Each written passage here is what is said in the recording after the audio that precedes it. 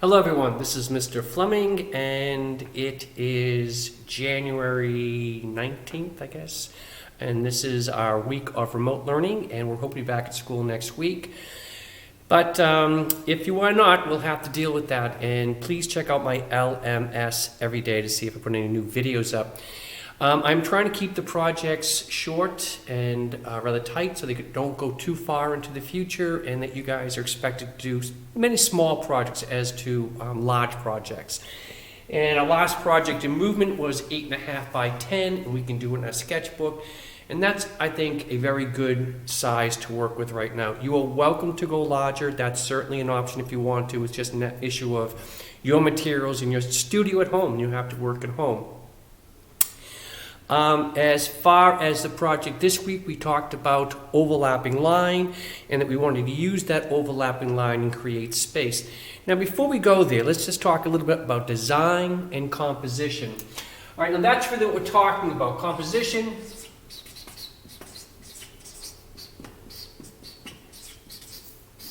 Design. All right. Our first step in doing composition and design is to make sure that we know, are we going to go horizontal or vertical? That choice has got to be made on every project, so please keep that in mind. You should not be waiting for the last moment to decide that. It really is something you want to plan beforehand in your sketchbook, and that's the first step. Now, going on to the first step, keep in mind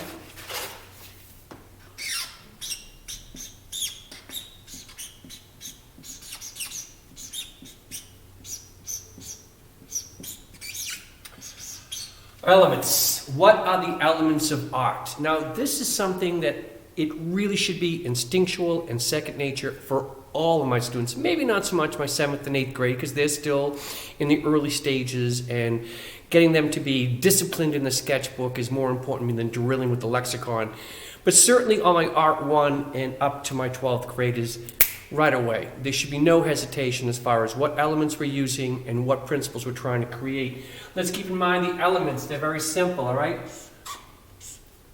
Line. Color. Value. Now, value, you can use tone, shading. They work fine for me. Texture. And shape. These elements, line, color, value, shape, they should be in your sketchbook, and you should know the vocabulary very, very easily. They're going to make the principles.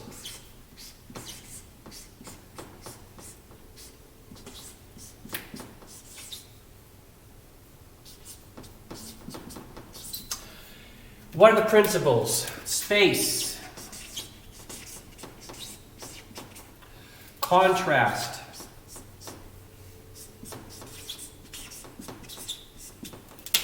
Rhythm.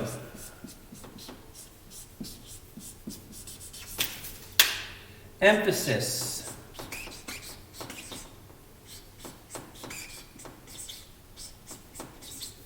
Balance.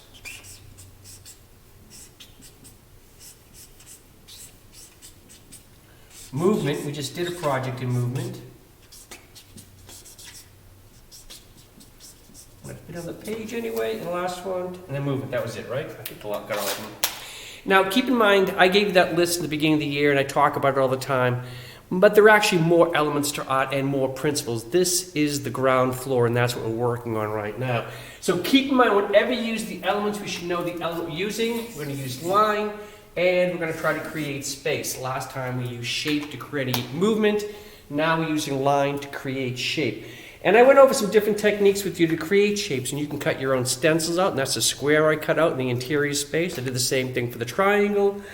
You can keep the triangle whole too, and there are other objects you can use, like this duct tape as an interior exterior circle. I could use that very easily. And there's a whole slew of stencils you can buy, and actually they're pretty good. If you want to use them, many artists use them all the time, and that's important. I did talk about using a shape and using a graphite line to transfer it, and that was the last video. But I'm going to be over here for a second. So what I want to do here is just recognize that here's my Star of David here. I'm sorry, here's my triangle. I'm going to turn it over this way, and that will become a Star of David, and that's what we're working on. Another interesting discussion from my art students who want to say that this may be abstract, but this is not abstract, that this is actually symbolic. And that's true because we understand the symbol. We're Christians, we embrace the Hebrew Bible, we love King David, we love the Psalms, and we know what the shape is. And I'm not going to argue with people, okay? I want you to create art, and I do appreciate the very nice conversations we've had, but let's just keep it simple. We talked about this drawing. This is a very ancient Celtic image of the snake devouring itself. The overlapping line occurs when the tail goes into the mouth, the jaw overlaps. Over here, the overlapping line goes into the shape of infinity, or the number 8, whatever you like. But that's what we're trying to do, is to create the space by just overlapping the line. So I traced out this Star of David, and I'm just going to go overlap. So here's one line.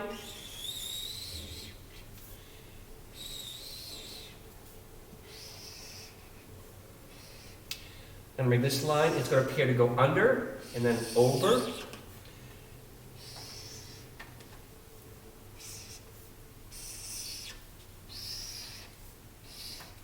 And this line is going to go over that one.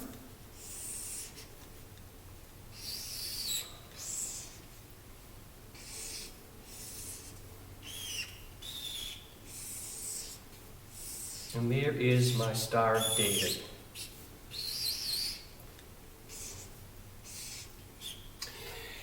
And there's space there, easily enough to see.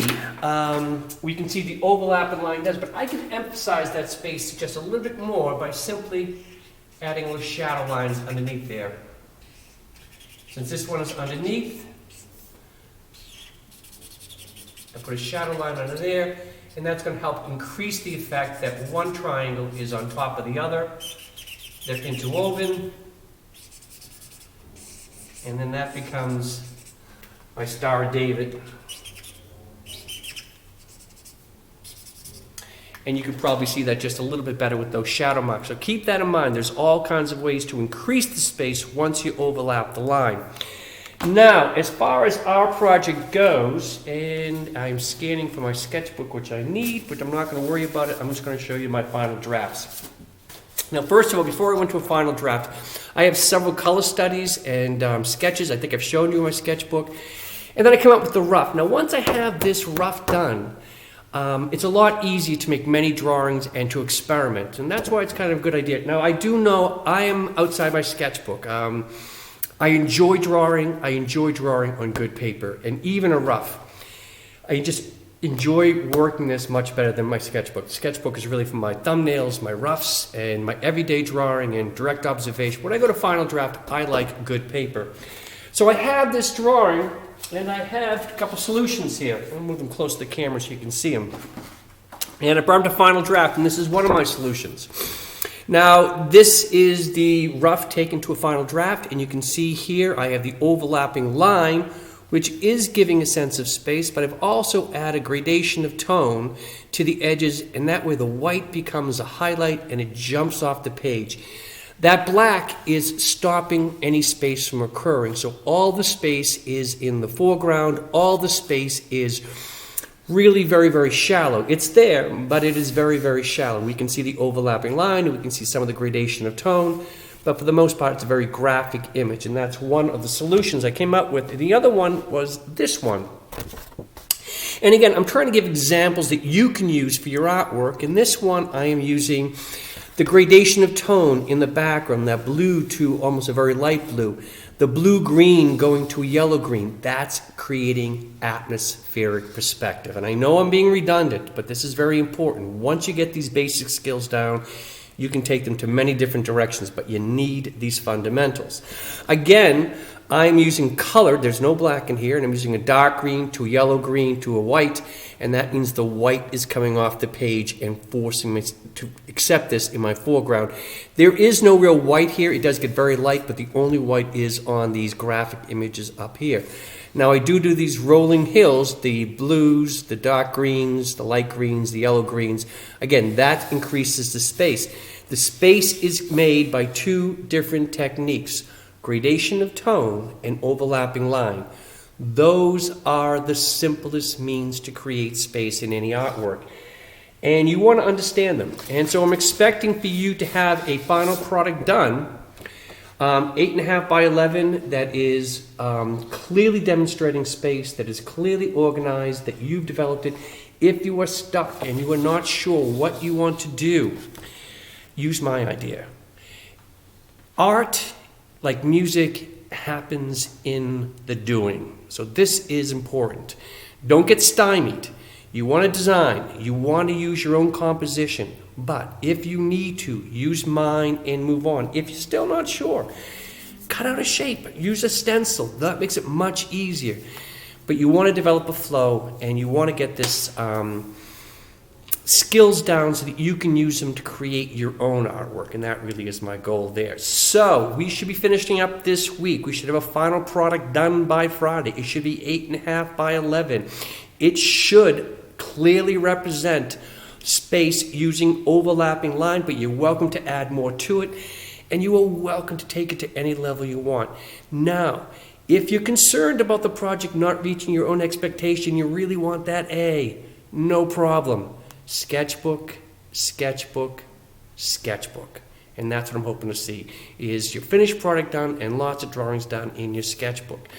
So please make time for art, make time for drawing, and if anybody needs to talk to me, I will set up a Zoom meeting with 1, 2, 3 of you if you want to. I'll give you any one-to-one you want. Just give me an email and I'll make that happen for you. So until next time, please remember to make art, because art won't make itself. Bye-bye.